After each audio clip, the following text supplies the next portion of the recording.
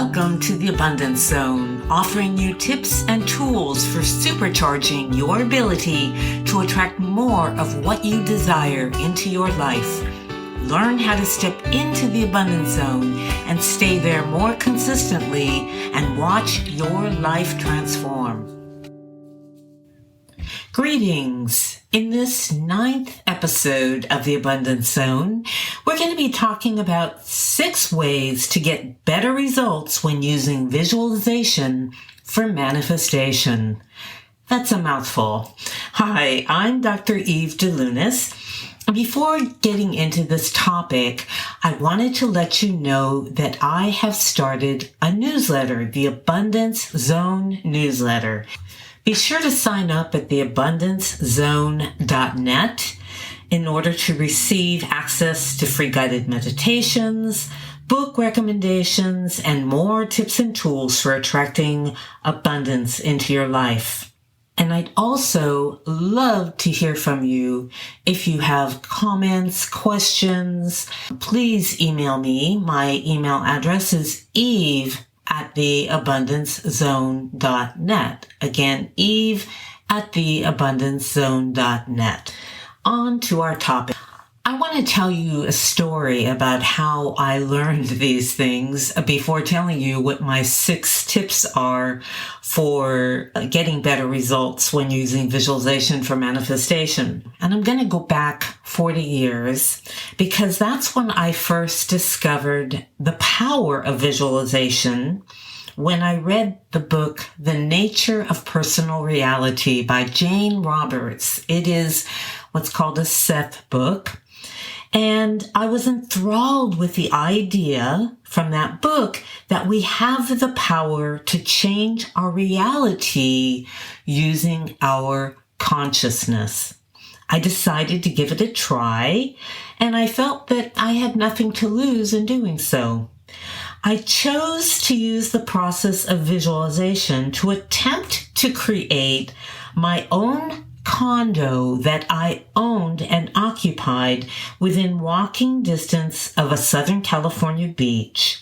And I wanted that condo to be safe and light-filled and peaceful and a beautiful place to live.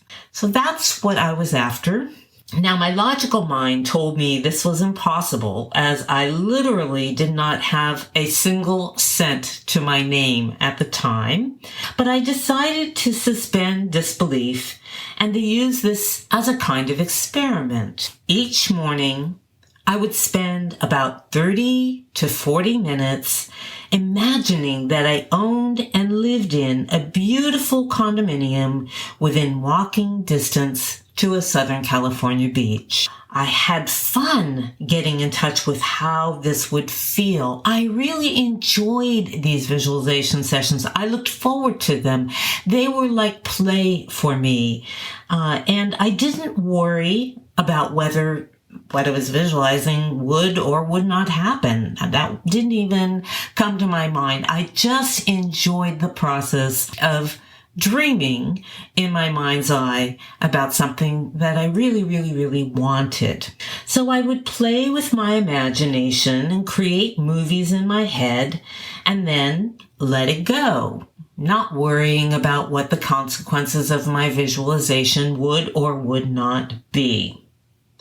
Well, to my extreme surprise and delight, within 6 months, I was actually living in a condominium that I owned a part of. I owned 1/3 of it, and I was paying rent. I was the tenant as well as the partial owner of a condominium within walking distance of the beach that was safe, light-filled, peaceful, and very beautiful. Yes, my visualization worked. After that, I was very excited about what I had discovered in terms of the power of my consciousness, and so I began to experiment more and more and more. And I did so over the years, and I found that in some cases, my results were nothing less than spectacular, and at other times, they were much less than great. So I've come to realize there are lots of reasons we might not manifest what we visualize. Some of them having to do with our own process, others having to do with our soul's plan for us and what will best accomplish that soul's plan. So the soul's plan is really out of our control once we're here on the earth plane, but we do have some control about some other things, how we approach visualization, what we actually do when we visualize and afterwards. So I would like to share with you today what I've learned over the past 40 years about what works, what to keep in mind. If it's going to work, and it usually works, visualization, but not always, then what do you need to do to get the best possible results? So here are 6 things you can do to supercharge your visualizations. First of all, I recommend that you identify the essence of what you want to create, not the form. In my condo example, I did not specify an exact location, an address for a condo that I intended to purchase. I just said I wanted it to be within walking distance of the beach, that it would be safe, light-filled, peaceful, and beautiful. That's the essence of what I was seeking. And I left the rest in Spirit's hands. Exactly where I would be living, exactly in what building, and exactly how that was going to happen. When we focus on a form of something that we want and specify that form in our visualization and insist on that form, such as I want a relationship with this person, or I want a job at this company doing this thing, or I want a house at this address, then we tend to limit what Spirit can do for us. And we're also likely to be so attached to that particular outcome that we actually amp the vibration of fear, which is a very low vibration.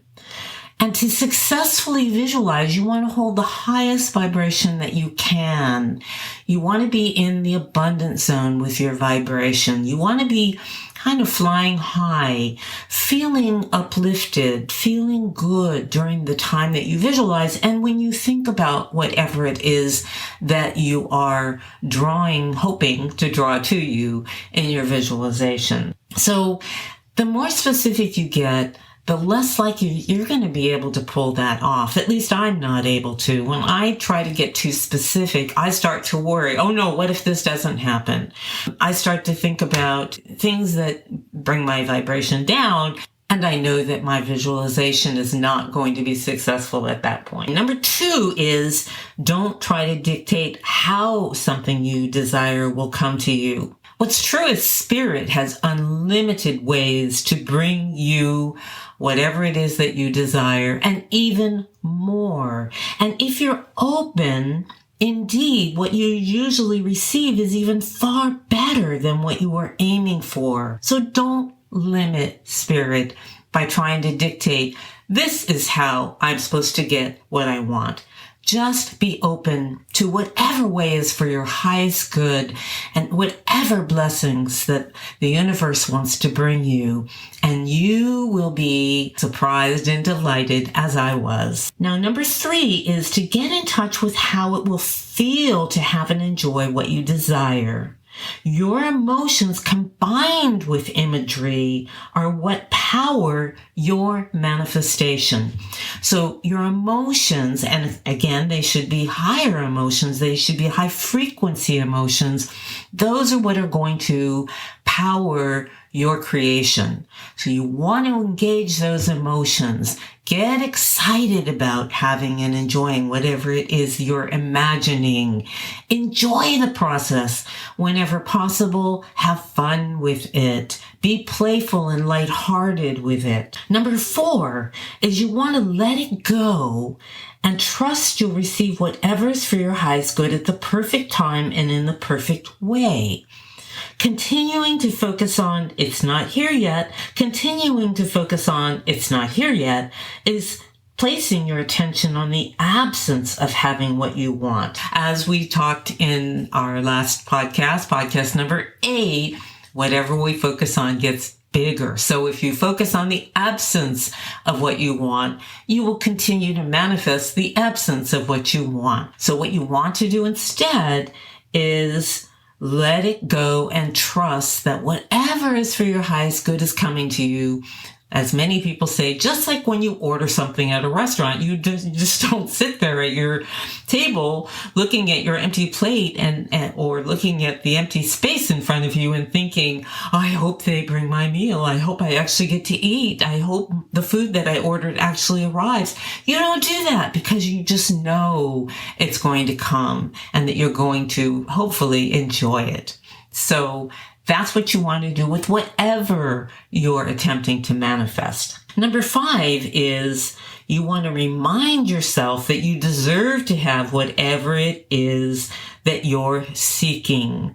In the podcast where I talked about feeling unworthy or undeserving, I gave you some tips about how to feel more deserving. So if you recognize that a part of you is feeling undeserving of having whatever it is that you're attempting to create in your life, then go back and listen to podcast 6, which is about teaching yourself to feel worthy, reprogramming those feelings of unworthiness or being non-deserving of having what you want.